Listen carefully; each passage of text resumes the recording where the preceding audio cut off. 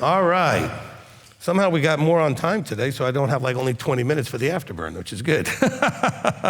So let's see if we can get some questions in. If you have comments or questions, this is our afterburn. Go ahead and line up over here. If you're on live stream, start typing in your comments and questions, and we can go ahead and get started here, it looks like, with Brandy.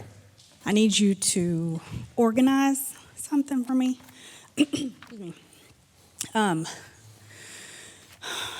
You, in Exodus 19:5. Okay, you got to put that. Sorry. I know, you'll tell me that every week.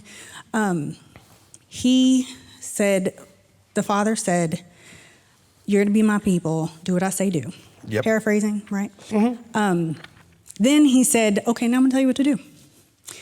And like James is saying, be doers and not hearers.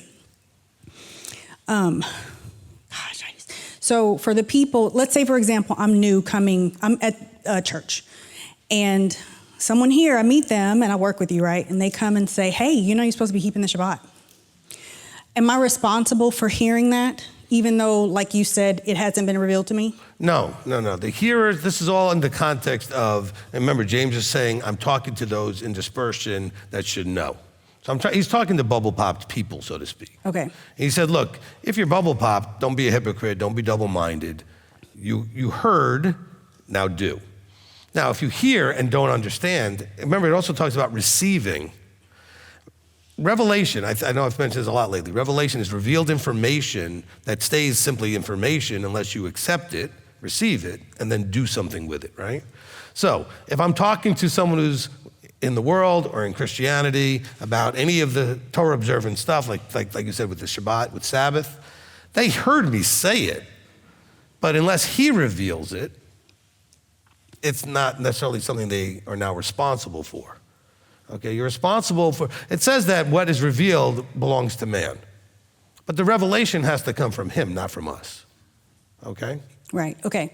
So even when I say something that brings some insight maybe you didn't have before, if he doesn't reveal, oh, that's right, if he doesn't reveal that to you, my revealing it wasn't the problem. Just because I said it, you're not all responsible for it.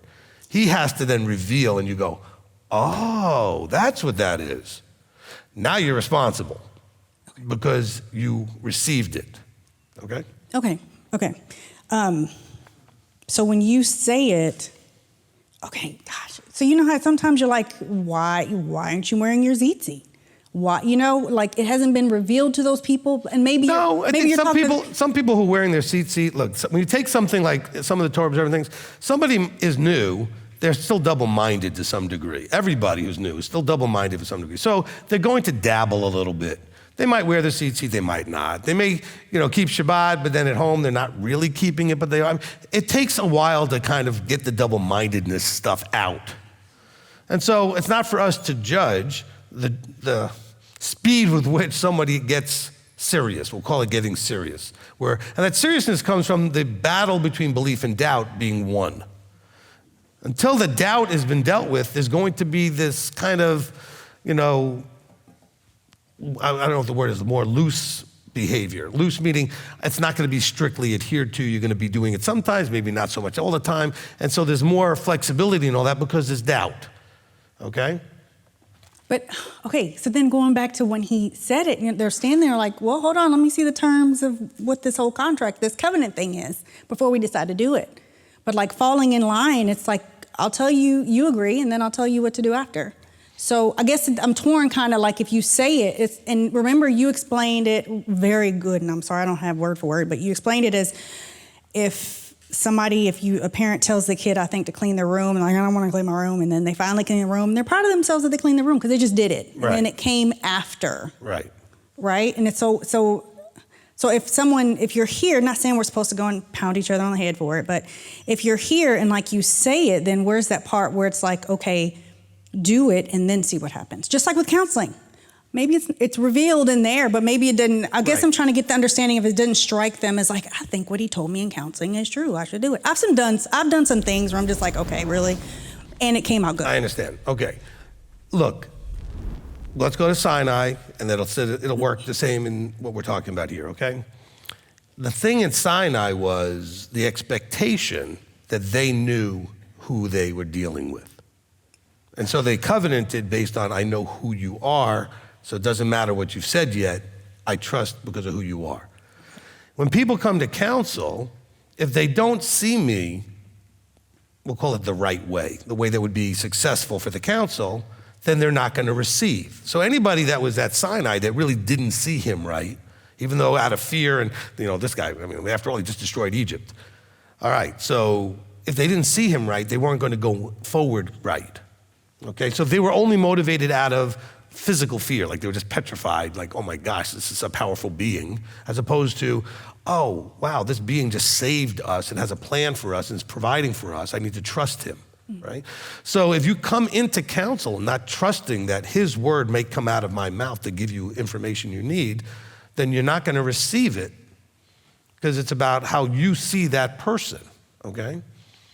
And I think that's really where the parallel is, okay? Okay, so the receiving part then is, I think, where I'm stuck for. But the receiving still is based on how much, again, trust and doubt or belief and doubt about the source, okay?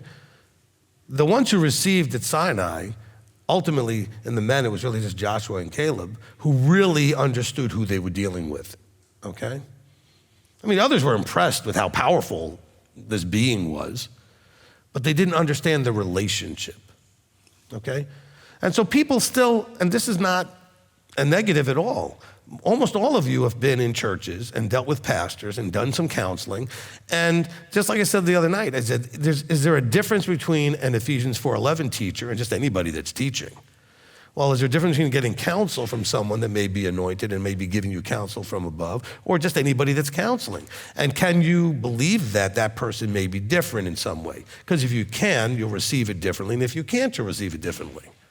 Because if I'm just another person giving you, information that may be useful and you take it as, well, it may be useful, you may or may not give it a try. If you trust that it maybe came from above, you're going to trust it and then give it a shot because you believe it's the right thing.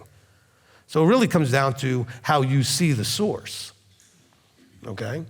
So that revelation then it's just between you and the Father as far as you doing something, not necessarily because somebody said it. Which is why we should not be judging at all. And I don't judge anybody when they come to counsel and don't do what we counsel them to do. I sometimes wonder why they keep coming back if they're not going to do what we tell them, because they're not ready, obviously, for the counsel or whatever. But I don't judge them like, well, you're just an idiot or you're this or that. I'm like, look, you're not ready to receive counsel, so why do you keep coming to get it? Okay, because if you were ready to receive it, you'd have done at least some of the things we told you to do.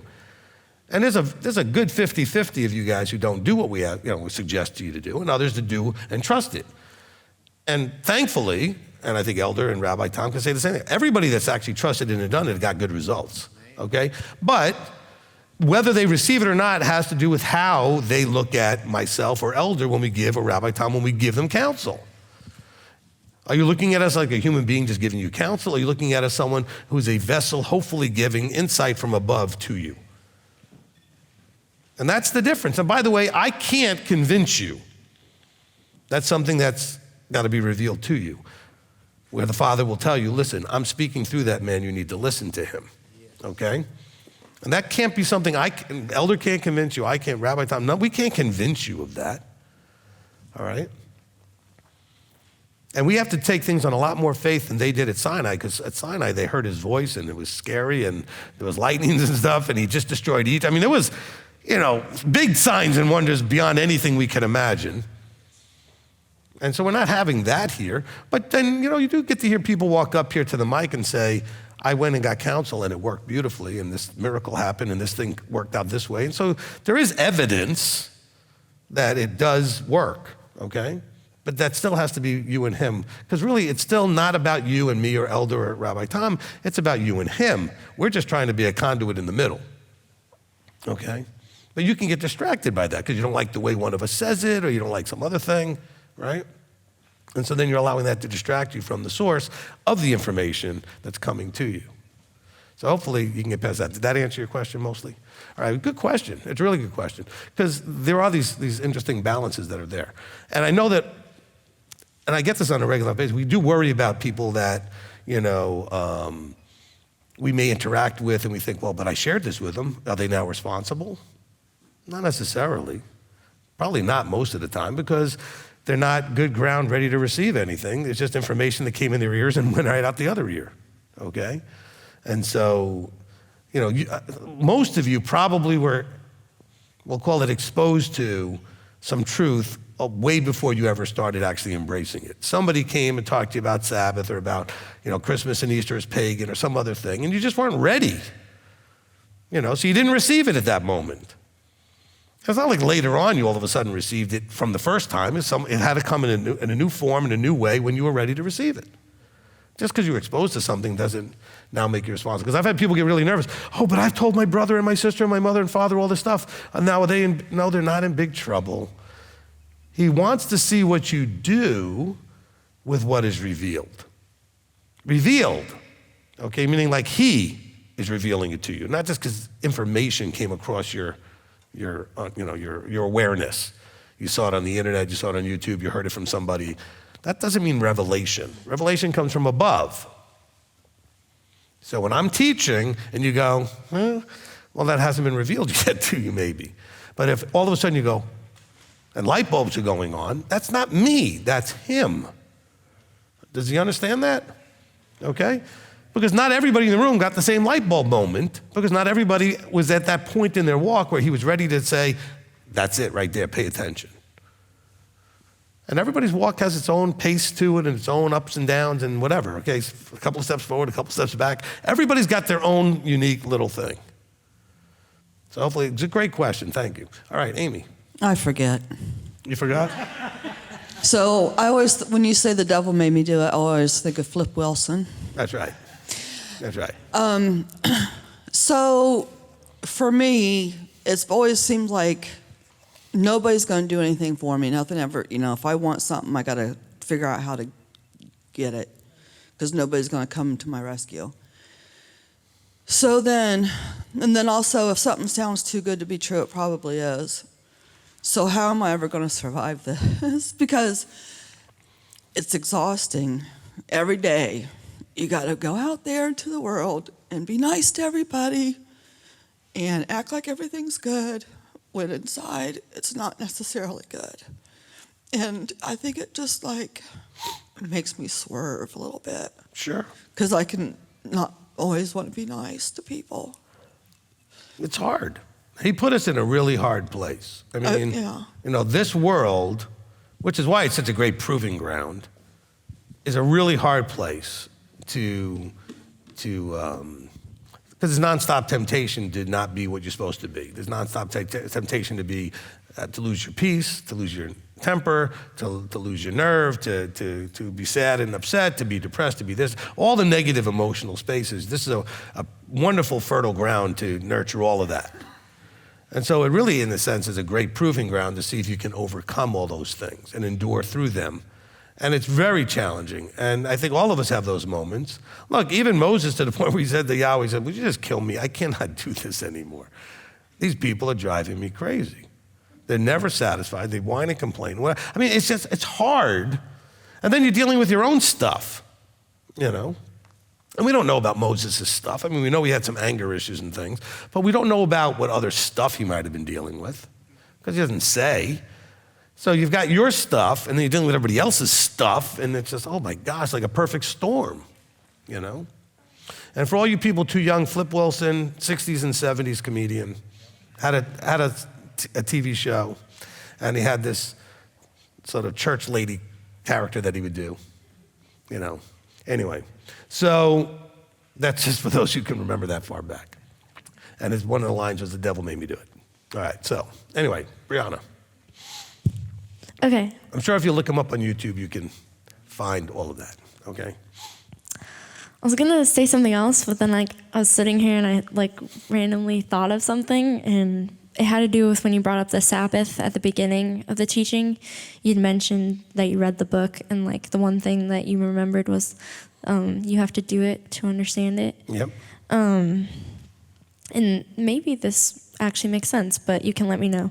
I was thinking about what was the first time the Sabbath was ever mentioned was in the beginning in Genesis, right? When he created the earth and then everything, and then the seventh day he rested. And I just realized that everything else he had commanded to be there, like let light come, and then it came. But the seventh day, it just seems so different because you say it's a gift, it's a benefit to us. And he didn't say, let there be a day of rest. He didn't say that. He said, and I rested.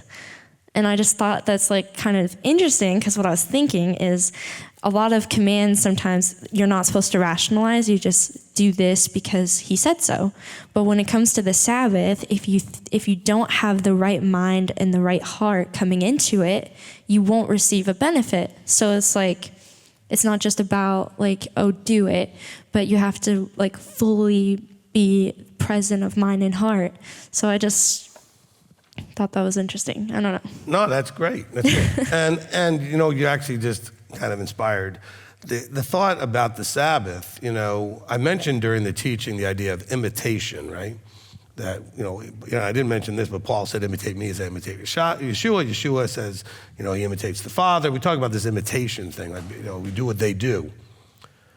Well, you know, we don't see the Creator keeping feasts. We don't see the Creator eating anything. We see the Creator doing one thing, keeping the Sabbath, like resting on the seventh day. So that should help us understand, and probably in whatever level without being conscious of that reason. I think that's one of the reasons why it's always been scripturally and in the Jewish culture the highest command. It's the one that he actually did. Okay? He doesn't eat clean or unclean animals. He doesn't do any, but he rested on the seventh day, or ceased from all of his creative efforts, right? And so that's very powerful imagery for us. And it should be that, and this is where we get into these arguments with people that are not Torah observant, is that they'll say, oh, well, you know, we can rest any day. But he didn't. He rested the seventh day. And I love people say, well, we can keep the Sabbath on any day. And my first question is I call their bluff and say, okay, which day do you do? Because they don't. They're just being wise guys. So that's my first question is, okay, well, which day do you do that on? And if they say Sunday, I said no, because do you keep the whole day? So you don't even do what, you know, so don't throw that in my face. Well, you know, we can keep any day. But you don't. You don't. Okay, he rested. We should imitate him. He rested on the seventh day. We should imitate him. Well, how do we know what the seventh day is? That's an easy question, by the way. Calendars have changed. So don't even give me any calendar argument, okay? It's not about what dates are on a calendar. The Jews, 2,000 years ago, with Messiah walking on this planet, were keeping Sabbath, and he kept it with them. We have verses that say that. So I'm going to guess, and I think it's a very reasonable guess, that they were doing it right, at least on the right day, because he never corrects them, okay? And so unless anybody can show me they switched it in the last 2,000 years, we know they got it right. It's very simple.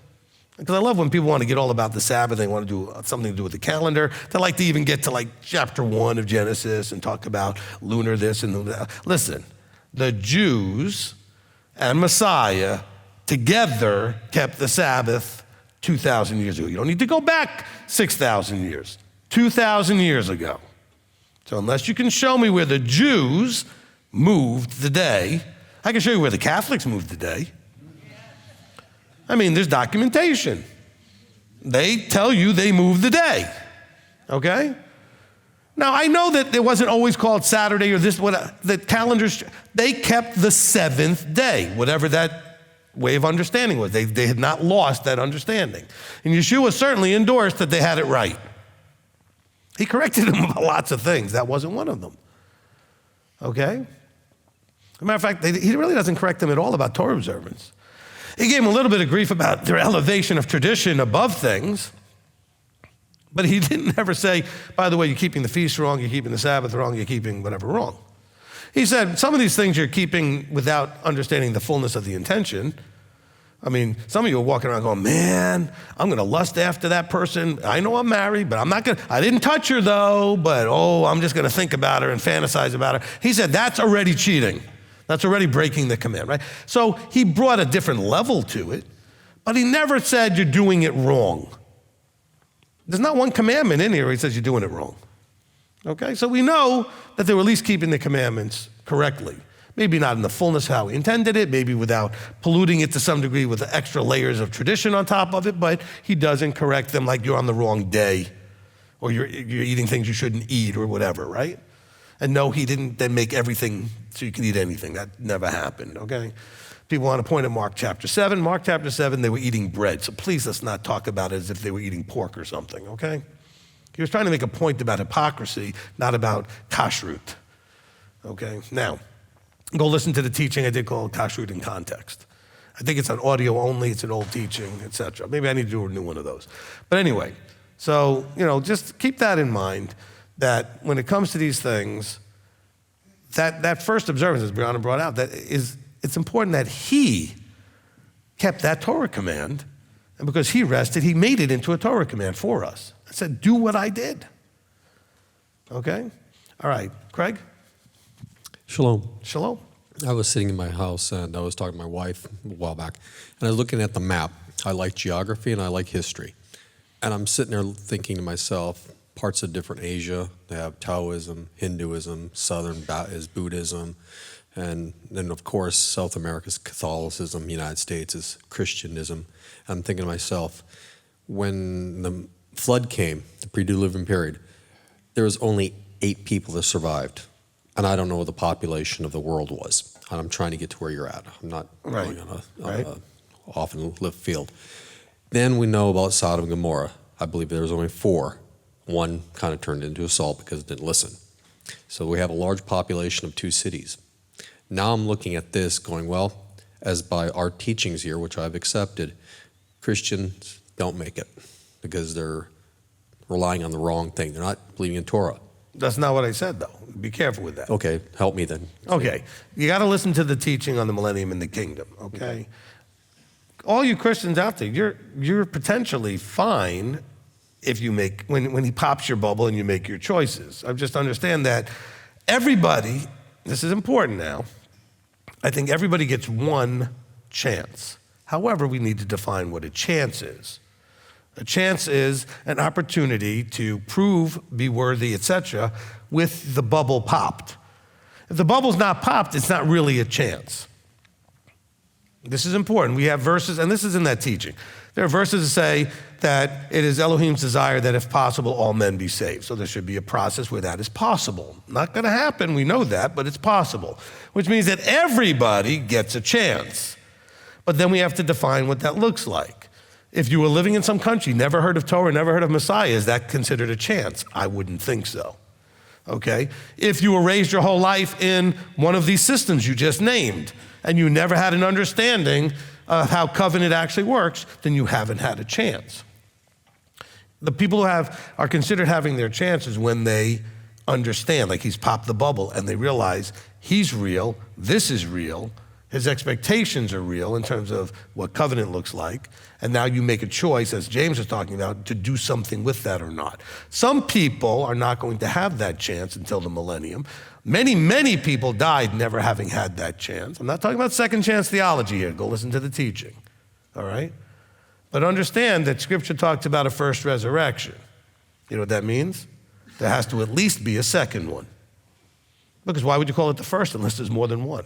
It'd just be the resurrection, okay? And so there has to be a second one. It also talks about a second death.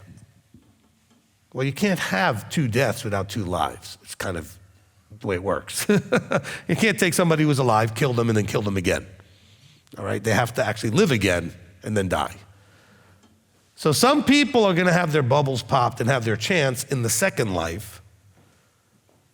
And that's not necessarily an advantage. Don't think, oh, well, it's not fair or this or that. They're still going to have death at the end of that journey or eternal life based on what they do with the revelation they get with their bubbles popped. Does that make sense to everyone? But listen to the Millennium and Kingdom teaching where I explain all of this from verses, every verse laid out, so that you can understand. So no, I don't think anybody who doesn't have a bubble popped situation is even at risk, okay? Now, there may be some really incorrigible people that are just awful and he's not gonna let in just because they're just whatever. But I'm talking about the average. Most Christians I know, most even worldly people I know, are really pretty nice people. They're not terrible people. I think that, once they understand that there's a reality that they didn't know before, they'll make the adjustment, okay? All of you know people that nobody's ever said a nasty word about because they're just wonderful people that have always been nice to everybody. And they're probably the perfect person you like to see in the forever, but they just have never had that bubble pop moment where they know there's something expected of them beyond just being nice to everybody, okay? So does that mean that there's going to be a very small remnant, just like I said about the flood? The first resurrection will have a small remnant. That's what he talks about, the first resurrection. Those in the first resurrection, it will be a small remnant. And then we're waiting for the second one. And so during the millennium, we're going to have about 2 billion people still alive because a third of the planet makes it through the tribulation. That's Scripture says a third die, and then a third die, and 1/3's left, right? So you have dying of the sword, dying of famine and pestilence, and then the third that's still there. But then you have those that are resurrected, that meet him in the sky, that then rule and reign with him. That is going to be a small remnant. It could be as small as 144,000, like Revelation is trying to, points out this 144,000, which is a very small number for 2 billion people alive, plus all the billions that ever lived. Yeah, because you're looking over trillions if you want to think about everybody that's going to come back from Genesis to now. Well, maybe not trillions, because there were times when the world wasn't that well populated, but it'll be a lot of people. Because even if you consider of the, 2/3, which would be another, say, 4 billion people, because right now we got about 6-7 billion people, so about 2 billion would be around if it was now. You're still talking about another, 4 or 5 billion people who will have an opportunity that will be resurrected again into the 1,000 years. What's the point of 1,000 years anyway? It's a chance for these people to have their bubbles popped and to walk this out, and then they get Hasatan released at the end so they can be tested, okay? Because his job is to help see what's going on inside, where, what the reality is of your desires and your lusts and whatever it is you haven't dealt with. He's going to force that out there. And so, and all of that's explained in the teaching. So it's a good teaching for you to listen to in regard to that question. All right. I hope I didn't confuse, anybody who was confused at issue with anything I just said, please listen to the teaching first. And then if you still have the issue, contact us. Because after all, it was a 3-part teaching. It was in depth. And I just gave you the synopsis in 3 minutes. So it's not really sufficient to that task. All right, Marlene. Shabbat shalom. Shabbat shalom. So I had a question regarding what you were talking about, the desires and being, what the verses were saying about being enticed by your own desires and led away. Yeah. So my question is about if a person, and you even mentioned when you knew that Rebbitzin was the one when you had that feeling or that whatever you had, So I'm just wondering, what is the difference in the desire? Because that desire is an appropriate desire about getting married and finding the one and all that, How do you know the difference between the desire? Okay, so it's a good question. Look, there's got to be a balance between if something's purely just an emotion or if there's a thought process to back up the reasoning of the emotion, okay? Well, I just love her. Why? I don't know, I just love her. That's emotion, okay? There has to be more reasoning to it. The emotion's still valid, but can you back it up with reasons, Which is really funny because I know Rebbitzin doesn't like me to talk about her, but she was so adorable when I would say to her when we first got married, I would tell her that I loved her, and she would say, "How come?" Which she was asking for the reasons. Well, why? And you should have reasons to back up the emotion. Okay? And that's the missing piece. If you don't have any good reasons, then it's just an emotion. And if the reasons are more like cute, pretty, hot, something like that, that's still just emotion. That's not a reason, okay? Because that's still, again, a lust or a desire that's still an emotion. You looked at them, you found them appealing. Well, look, you can look at a lot of people and think they're appealing, but why would you want to spend your life with this one, okay? Because I can promise you, all of you have found multiple people in your life appealing physically, but you didn't necessarily want to marry them. Why? Because there were parts up here that you recognized, yeah, well, that person looks good, but I don't want to, I remember quite a few ladies when I was, especially in my, 19, 20, 20, whatever years old, I would think, man, that girl's pretty. And I go up and talk to her and realize very quickly, that's not the one for me. Not because there was anything terrible about her, we just, one of these, we just didn't meet up on anything, whatever, right? And so, like for example, I'll give you an example I think may be helpful to all of you. If you think you are desiring someone and it's challenging to make conversation, that's probably not the right one.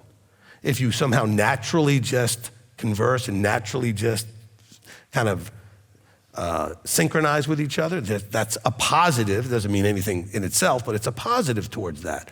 I mean, that was one of my criteria because I dated very little and very short. And like I would figure out very quickly because I was looking to get married, not just to be social, okay? And so if there was a struggle in conversation, if there was awkwardness in just being together, it didn't seem like it naturally fit, I didn't continue, okay? So I only dated a few times and it was very short if it wasn't the one. But when my wife and I met, we almost acted like we were married from the minute we met. We just sort of felt like in sync with each other. I don't mean like we did anything like married, but I mean, like in public, we would go to a restaurant with some people and then somehow we just acted like we'd always been together. Like there was just this comfort, natural flow, okay? That's more than an emotion. We would just naturally sort of synchronize as if somehow we were always had been together, we just met. Instead of that excited awkwardness that you get, and of course we were older, so we didn't quite have that, Neither one of us was like, oh my gosh, when we met each other, just because we were older and we were beyond the just reacting to that first, right? Because, obviously we each found each other attractive, but that level of immature, just emotion base wasn't there because we both knew we were looking for more than just that. Of course, we wouldn't be looking for more than that unless the first thing was there, which is, I'm attracted. That's just a reality, right? We start off with being attracted, okay? But we're attracted to looks first. Then we got to see, but do we have anything more than that? Because when you start talking to the person, you'll be very, very quickly unattracted. And not because they're terrible, you're just like, oh man, we are just not on the same page.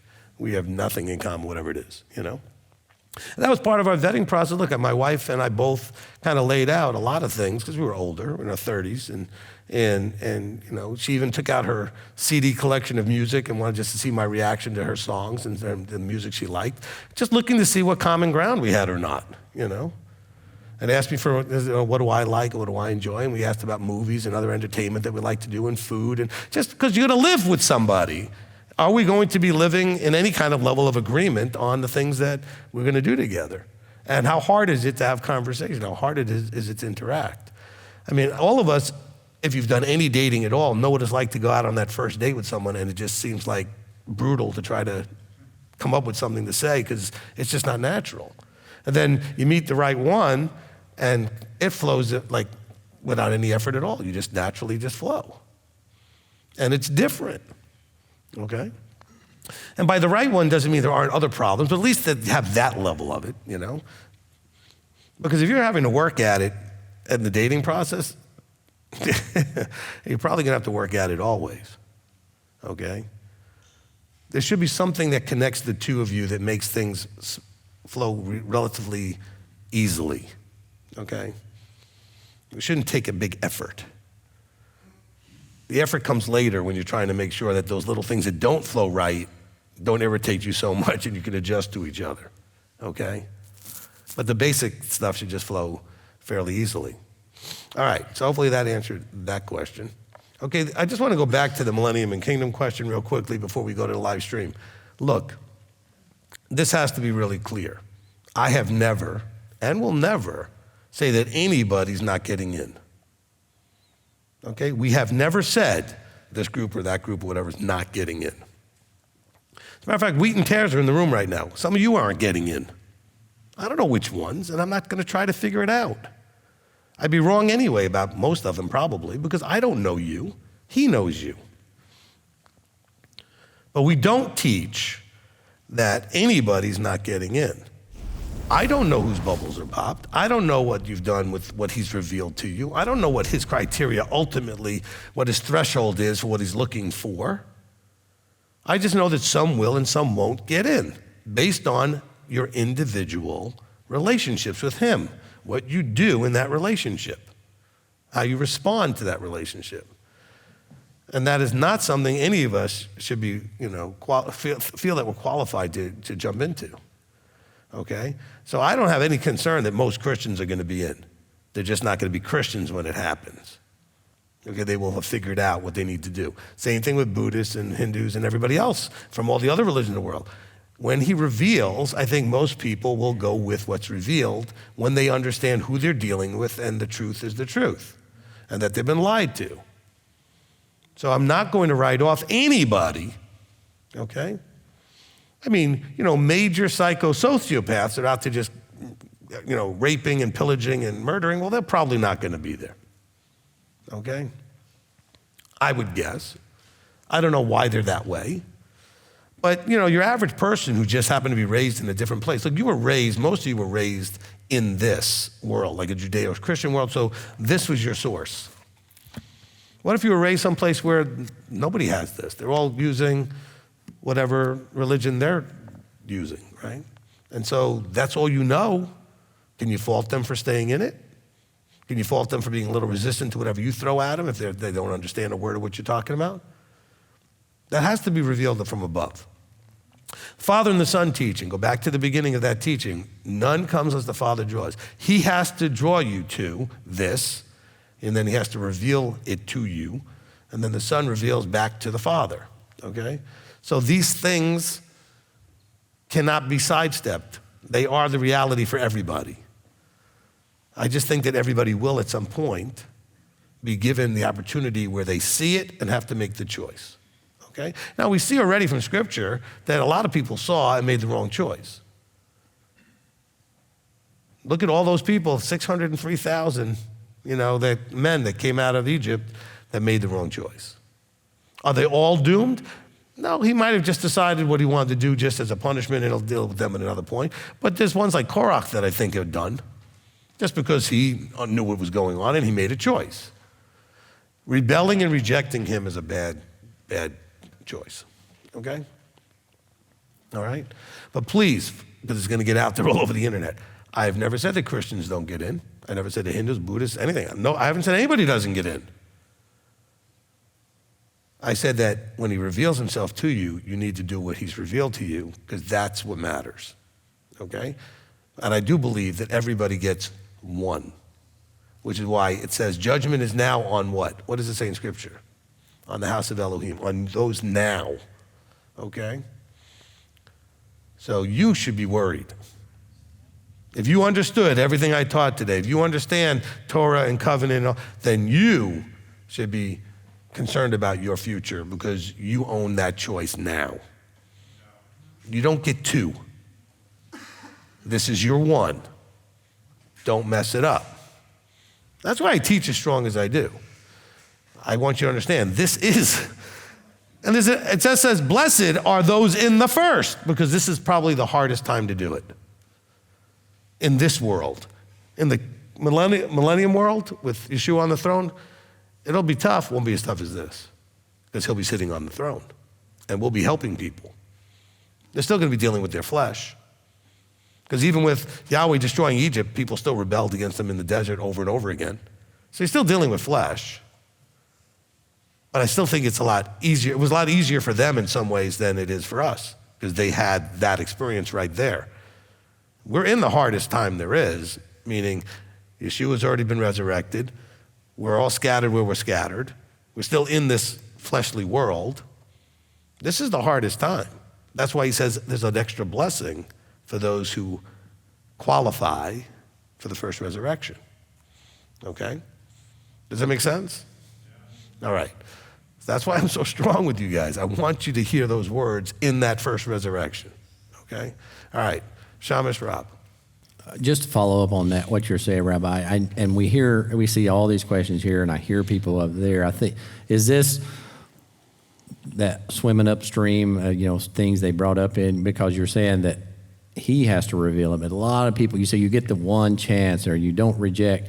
People feel that they have to let their family and friends know about this. No. But then they get mad or they get emotional, is that they reject it, and now they're afraid that they're not going to make it at all. Yeah, So no, it's this is exactly what I'm trying to get you to stop doing, right? I'm trying to get people to stop worrying about that.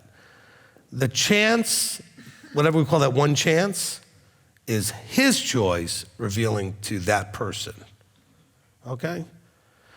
I would guess that almost none of you started seeking all of this because some friend, tried to convince you about the Sabbath. Something just started to disturb your peace. It came from outside. It didn't come from a person or a family member beating on you with, don't you see it's right here, okay? He poked you, and for whatever reason, all of a sudden, you thought something was missing or something was wrong. I described that in the Journey video, right? CC 101, the Covenant Community 101, that first video that's called The Journey. Everybody has the same journey. And so I know you all want to, because it's a Christian thought, save all your friends, save all your family members. It's not your job and you can't do it anyway. So stop. But what about, that's between him and them, and if you know him, you trust that that's not something to worry about. So don't be afraid or worry about it. The chances are that everybody you're worried about will be fine. There'll be a path and a journey they'll have to go through, but you probably have mostly good people you're worried about, and those people will make right choices when they have it revealed to them to make right choices. So I'm not worried about all that, and you should not either. What was that? I ain't worried, I ain't worried. It's Elder's song, right? So don't worry about these things. So, and don't think, oh, I screwed the whole thing up. I should have left my family alone. You didn't mess anything up, okay? All right, you didn't mess anything up. It's between him and them, not between you and them. Your future, by the way, is not between you and them. It's between you and him. So you don't have to argue with your family members who try to pick on you for your choices. Just leave them alone and tell them to leave you alone. This is between you and him. By the way, that's what Paul was trying to say in Philippians 2:12. Everybody's got to walk out their own deal. They got to walk out their own salvation, okay? And so that means that you were not responsible for them. But you came at, how do I explain this? You came at this still as a Christian, to some degree. In other words, thinking you needed to get out there. Every so many months, I run into somebody, we just ran into somebody this week, who is driving around the country, evangelizing, even though they claim to be Messianic and they believe in Messiah and they believe in Torah, but they're still doing it like a Christian would, okay? And they don't get it. This isn't about whatever Christianity turned, Matthew 28 into, okay? Because Matthew 28 was, by the way, not to go out to the Gentiles and just go ahead and convince everybody of anything. Matthew 28 was these people that were trained by Messiah was sent to go find scattered Israelites to say, hey, the thing you've been waiting for has started. What was prophesied has begun, okay? And by the way, the last verse in this teaching is going to be the verse that deals with the idea of preaching the good news of the good.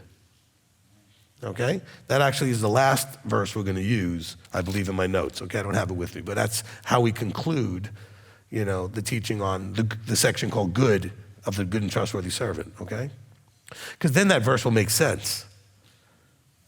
What is the good news of the good? Oh, we just covered it for all these parts, okay? And when they went to a town, they were looking for anybody with a bubble pop to come find them. And they stand out on a box in the middle of the square, whatever they would do, and they would start preaching a little bit. And some would come by and some would throw rocks at them and think they were stupid and crazy or whatever, heretics, whatever they wanted to call them. Some would go, that's what I've been looking for. I knew there was something, right? Look, so many of you sit here, but realize you can fill this room with a lot of other people, and they wouldn't sit here like you're doing, where he gives me something, and I say it to you, and you go, oh, because it just lights up everything that makes sense. Others will sit here and have none of that experience because it has to do with the relationship and the bubble popping that you were given.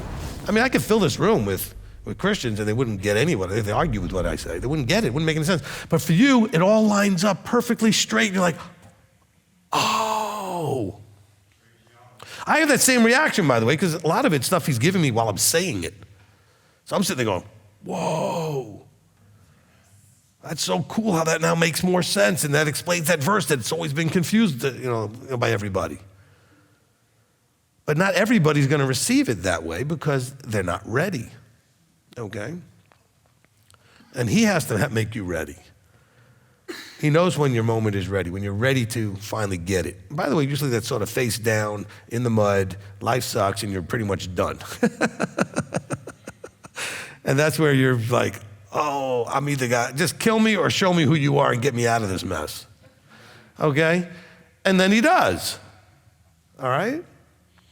But just you need to understand, you can't do this in a Christian way. I mean, in terms of their practices and methodology, okay? Because that's not scriptural. See, Christianity operates completely out of fear and power, control. And the fear that they want to operate under is, if you don't do enough, all these people are going to hell. Which is stupid.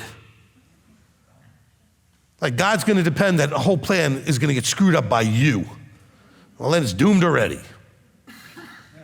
If he's depending on us, I'm not even just pointing anyone, I mean like I'm including, if it's depending on us, this thing is never going to work, okay? It depends on him. Now, we're not apostles going into a town and just preaching. So we have YouTube, we have social media, we put things out there that Abba can sort of lead them to and kind of have them click on something. And then next thing you know, they find us on a sidebar or whatever it is. And then all of a sudden they're like, that's what I've been looking for. So it's not that everybody that an apostle walked into a town with that didn't get it was doomed. They just weren't bubble popped yet. They weren't ready. They weren't looking, asking, seeking, knocking.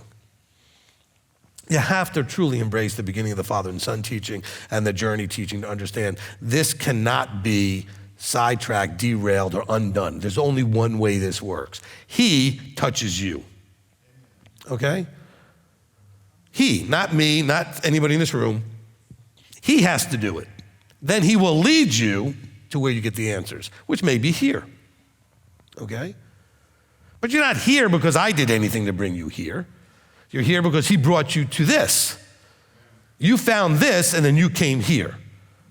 I didn't come to your house and make you watch this. And you probably didn't have anybody else in your life make you watch this, but you found it. But you found it at a point when you were looking. You might not even have known what you were looking for. You were just looking because you were like, there's gotta be something. There's gotta be more. There's gotta be this confusion has to have answers. All right, I tell you, the journey starts the same. Something's missing, something's wrong. You're sitting in church maybe, and you're listening to the pastor, and you're looking at your book, and you're listening to the pastor, and you're looking at your book, and you're going, that doesn't match. And even though you've done that for years and years and years, all of a sudden now something changed where you now see it doesn't match. But what about this verse? That question never came to your head before. Well, all of a sudden now that's happening. That's him going bink and popping a hole in your whole world and just sending you into all kinds of a tailspin. Okay? And then finally you'll stop spinning and you get righted and you start driving in the right direction. But that's what we're talking about, okay? And you have nothing to do with the next person getting it or not. You're only responsible for you.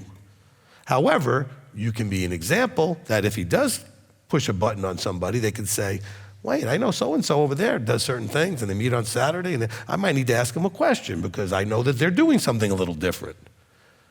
So you have to live this. That's your job. And be a point of light someone may be drawn to ask a question. Then you should point them to the teacher. That's the job. Always point up. Go up, pass you up to the teacher, pass you up to the elder, pass you, then the elder will pass you up to me. I mean, just push people up the line. When they come to you and ask, They don't come to you and ask, leave them alone. I think we have an in focus called leave them alone, okay? Because I know a lot of people really don't like that we don't push any kind of evangelism. I don't see that's the way the scripture is laid out. None comes unless the Father draws. Doesn't mean none comes unless I go out there and pester them, okay? It's not what it says, okay? And none of you are here because somebody evangelized you. You're just not. You're here because he personally went and touched you and messed you all up.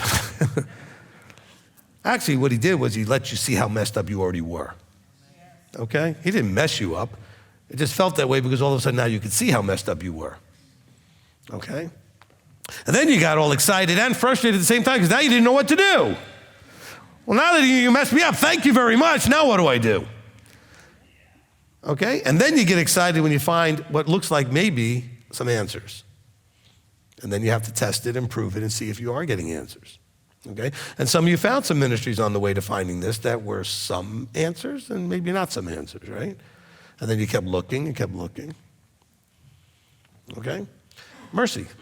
Something I just said inspired you. Yes. You jumped out of your chair and came up here. I did jump out of my chair. Okay.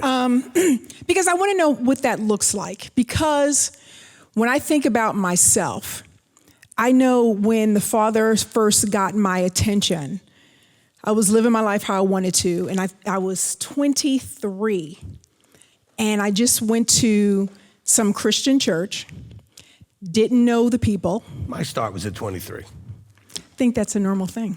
So Well, I didn't know. If you come from one of the top 3 schools. You love going I there. included you. I said That's top true, 3. you did. That's true. Yeah, one of the top 3. Yeah. Got it. In the country. Okay. So that ain't so bad. That ain't so bad. So I was at some Christian church, and I was there for the wrong reasons. I wasn't there for the reasons that most people do, or most people would go to church. And I remember the pastor was preaching, and I remember he stopped in the middle of his sermon, and he said, there's some people here who need to move up higher. You need to stop playing games, blah, blah, blah, blah, blah.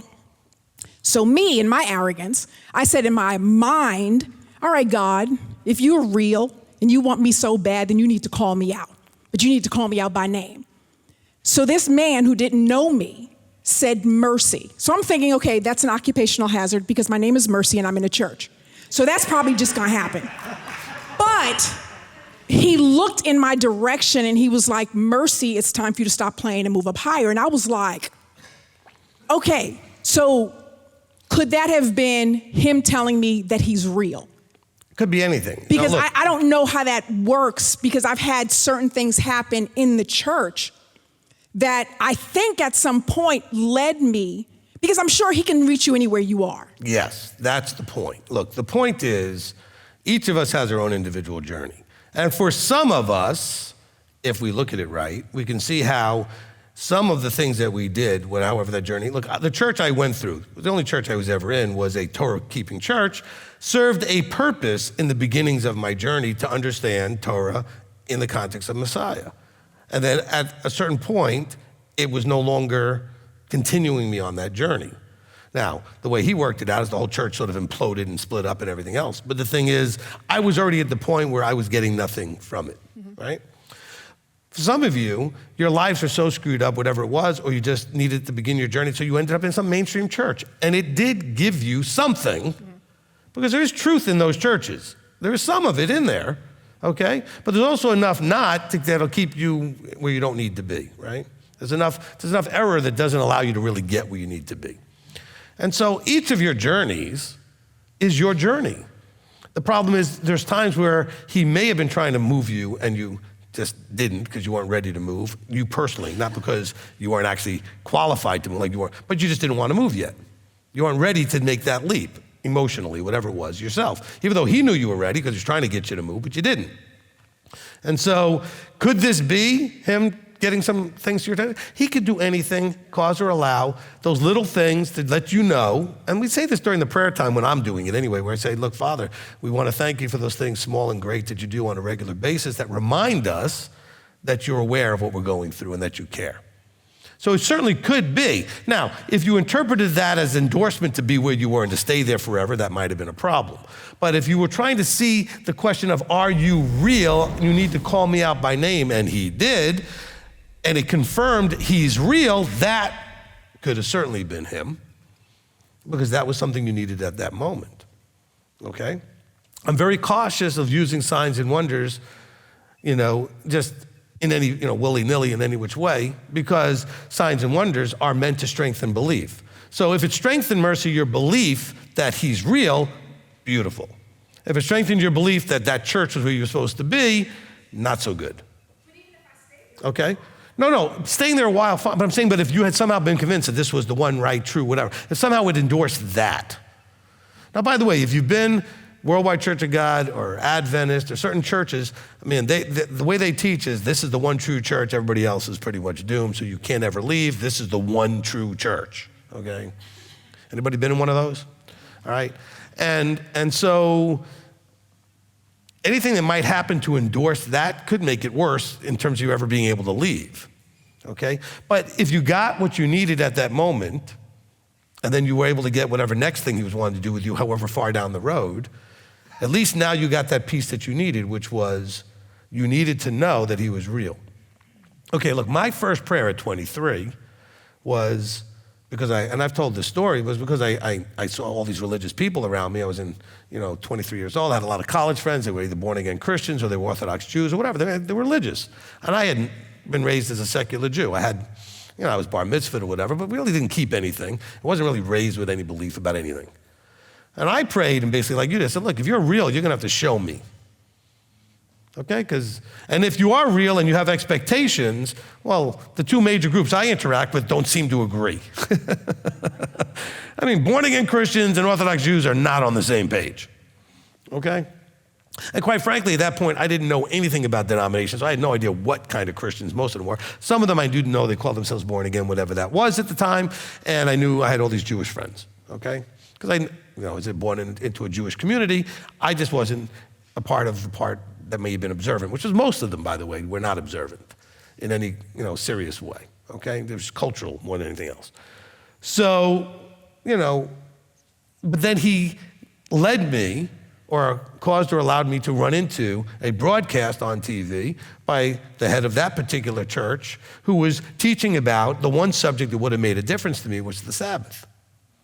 And the only reason it made a difference to me, because in my pride, ego, and cockiness, who was doing nothing, I was a useless 23-year-old as far as the vertical was, he was like, well, only the Jews, the Jews in the, I'm like, oh yeah, the Jews, I'm like, I wasn't keeping anything, but he's like, pumping up the Jews or keeping it right and whatever. The Christians doing it wrong, whatever it was that he was saying. And he could have been yelling about anything else and I might not have gotten as interested. But somehow what he was doing and what I was looking for got my curiosity. Because I had made that prayer prior to this happening. And again, the timing, caused or allowed, seems to work beautifully. Just like you being called out happened after you prayed. It didn't happen before. So that's where we can just look at things and say, okay, maybe that was his hand in there, all right? Maybe that was his hand in there. Look, my wife and I together with this ministry have done some really incredible things. And the congruence of her natural inclination towards the youth program was something she just took and developed on her own from the beginning when we didn't have our own children. Abba had to let me watch an infomercial in New York City that was for trading commodities, that then the brokerage firm for that firm was in Tampa, Florida. Then I decided for whatever reason that I wanted to, and I ended up in Florida working for them. And then inspired me to then seek out vertical again. So I looked for a church connected to whatever I knew, which was a split off of Worldwide. And that's where I met my wife. But he had to do all these other maneuverings, cause or allow, then I end up there to meet her. Okay? Otherwise, we would never have met. Okay, it wasn't like she was in the local place where I lived and I met her at work or job, this, whatever it was. I had to move to Florida from New York City. And I was only planning to be there for a few months, learn the software that they use in the firm, and then buy the software for myself and trade for myself at home in New York. I wasn't planning to stay. And so I moved there in 96 and I got married in 98 because I didn't leave. And then I met her. He causes and allows, all right? But a lot of what we do here comes out of the fruit of those little connections that brought us together, okay? And so, when you look at things, a lot of the 20/20 hindsight gives you the better view, right? You have to zoom out and look and see, you can see the little hand kind of nudging and guiding, every now and then. If you're seeing it in the moment, you're probably not really, you shouldn't be confident you understand it. You got to look later and look with more hindsight so you can know. Because I've had people tell me, Abba did this and Abba did that, and it turned out later, no. Okay? I mean, this lady told the story about how she met her husband and he was for her and all this other thing, and 2 years later they were divorced and all that stuff. So I was like, let's be slower to look back and come to a conclusion. So Mercy, looking at it now, I think that's not a problem. That could be something we go, okay, that's what you needed at that moment, and it led to where you ended up, right? Okay? Because all of you have your own path. Some of you went through one church and then found this. Some of you went through 15 different denominations and tried them, then you ended up here. Some of you, when you left the denominations, were out on your own for a period of time, others not so long. Some of you went through other Messianic ministries, and then everybody's got their own journey. You don't all have the same journey, okay? That's your journey. And so if I was to go out there and try to evangelize, how do I know what you need and what's the right thing at you at that moment? It's not one size fits all. Believe me, he'll draw you to what you need when you need it. Okay, nobody sparked me to make that prayer at 23. Something poked me to make me curious about, I wonder if there is a God and I'm not doing what he wants. And because I have these friends, right? It was just a thought that was birthed in my head from him probably, okay? It wasn't because somebody came up to me and said, what's wrong with you? Why aren't you doing what we're doing? None of my Jewish friends bothered me about being Jewish. None of my Christian friends even tried to evangelize me to be Christian. I didn't have any of that. He did that, right? And then I kind of ended up in nothing after the church had split in the 90s. And then while I'm living my life in Florida, he got me to realize my life was missing something and caused me to seek him out again. And so naturally, you start with, look, when I first started when I was 23 years old, the first thing I looked at was Judaism because that's what I knew. I didn't start looking for a church. I went to the Jewish rabbi at the college. First, I said, okay, let me go talk to the rabbi at the college.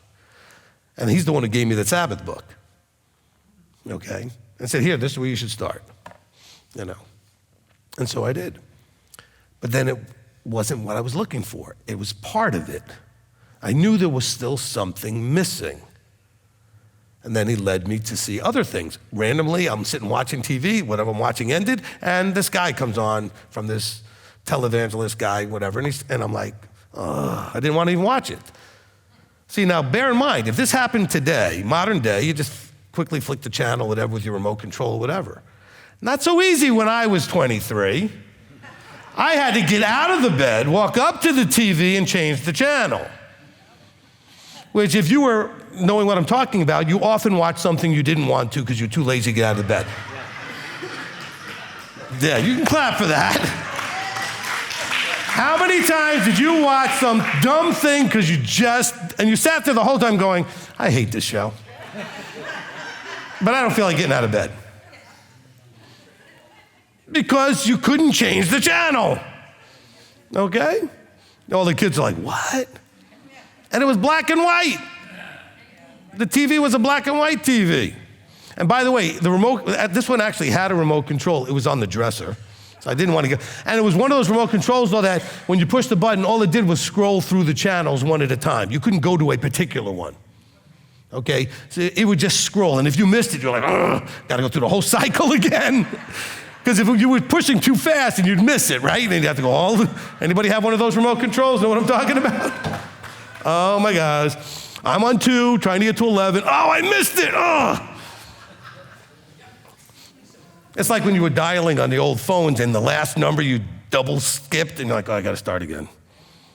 You know, your finger got just a little stuck on that last one because it would be like a 9, and you got to go all the way around, and you're like, oh, got to start all over again.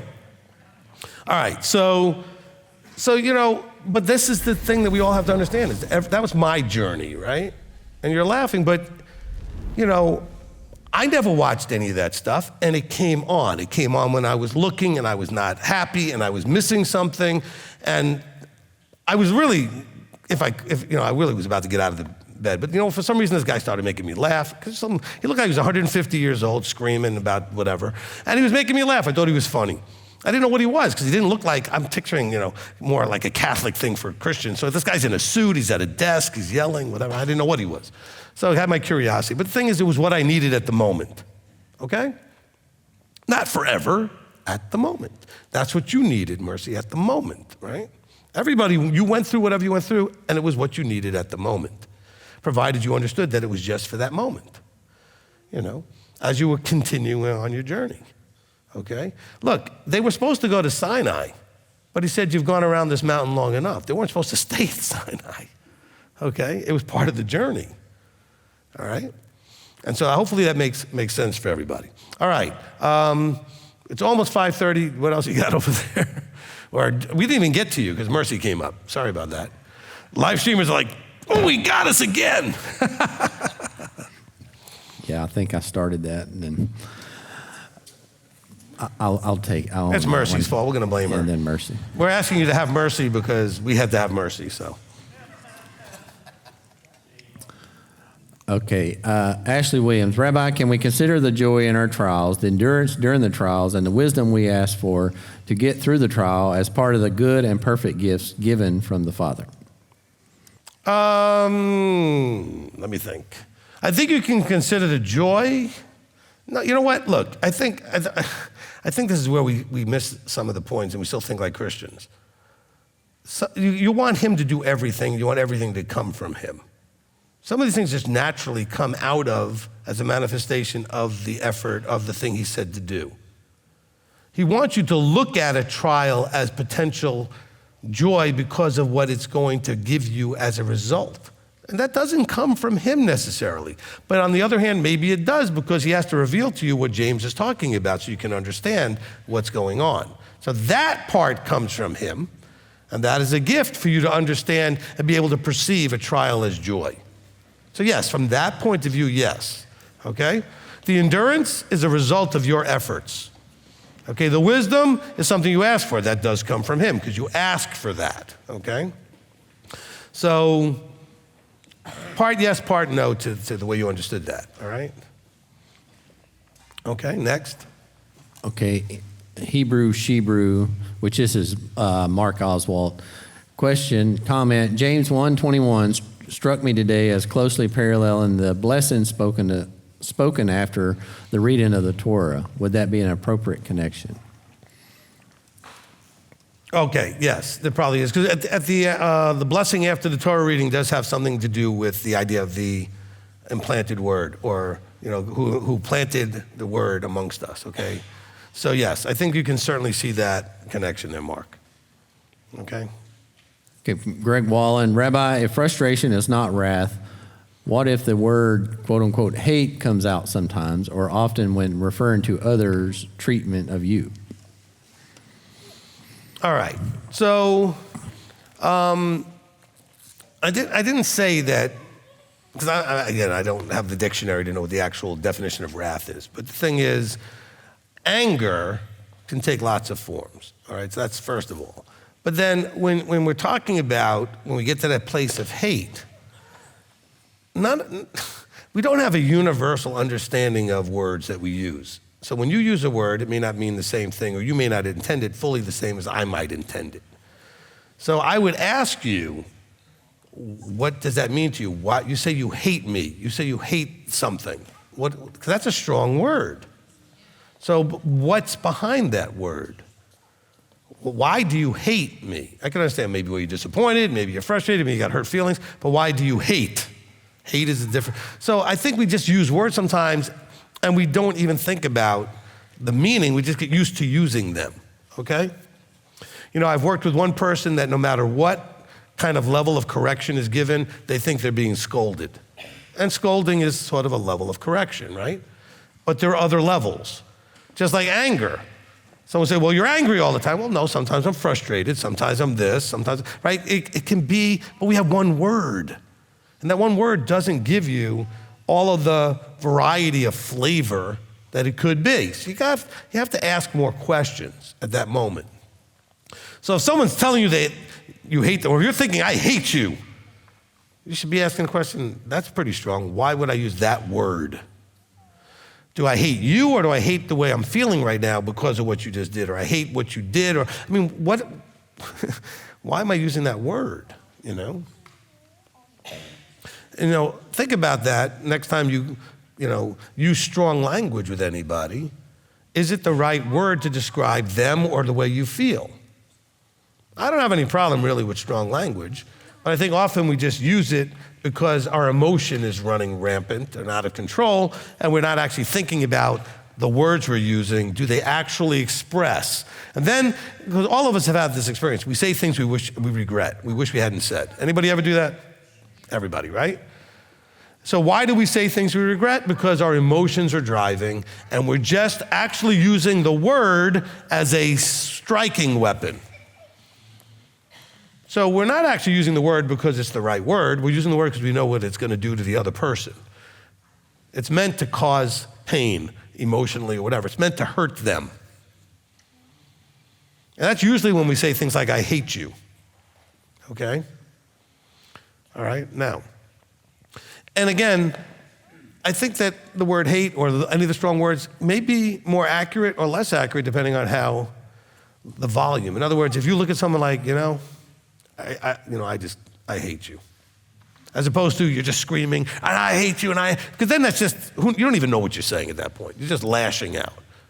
So if someone is saying it in a much more calm way, I'd be more concerned, because maybe they're actually thinking about their words a little bit, okay? If it's coming out of a more calm place. So if you're the one saying it, ask yourself the questions, why? Why did I use that word? Is that really how I feel? Why do I feel that way? And if someone's using it towards you, and I do this, by the way, you can ask people in my life, I do this. If you use words, really strong words with me, I'm going to ask you, why do you say that? I want to make sure I'm understanding it the right way, because I don't want to assume what you meant. Are you just trying to lash out at me? Or do you actually hate me? Or you actually, whatever word you used, whatever. I want to understand. Because I don't want to respond based on my wrong understanding, okay?